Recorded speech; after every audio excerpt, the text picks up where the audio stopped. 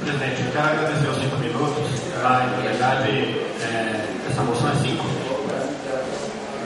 Você está ficando melhor aqui Desculpa, o senhor poderia falar 5, mas foi questionar, então o senhor dispõe de 3 minutos. É o suficiente. Presidente, falar aqui sobre os dentistas é falar sobre talvez um dos maiores mecanismos de doença que o ser humano pode ter, que entra através da boca quando essa boca não está bem tratada.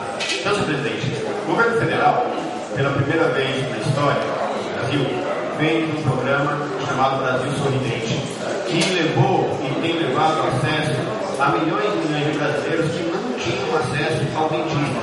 E, presidente, veja, a inteligência da política pública se dá justamente quando se percebe que a prevenção é melhor do que remediar.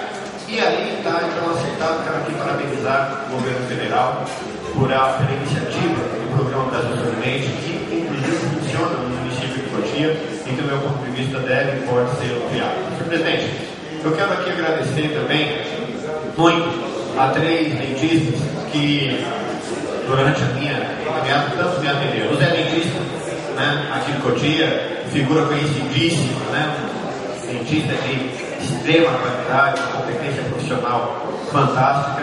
E eu quero também agradecer, senhor presidente, aqui o Luiz Carlos e a doutora Michele, pelo carinho, pela atenção, pela delicadeza no atendimento, pelo profissionalismo que vem feito. Aliás, é o dentista de vários vereadores da Marconena, passa com eles, o Arildo passa com eles, né? O Arildo mostrando o sorriso dele ali.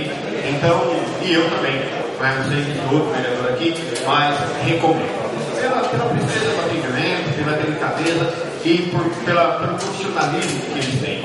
Evidentemente, simplesmente acho que essa moção deveria ser estendida a todos os consultórios, particularmente aos dentistas do serviço público, porque esse, simplesmente, tem uma missão toda especial, que é justamente oferecer a condição de sorriso aos que não podem ter o dinheiro para pagar um dentista particular. Então, eu recomendaria a essa casa para que leve essa moção a todos os dentistas do serviço público e, evidentemente, ao Conselho Regional de Odontologia, no agradecimento dessa casa, dessa Câmara, ao serviço prestado por todos os dentistas da nossa cidade. Obrigado.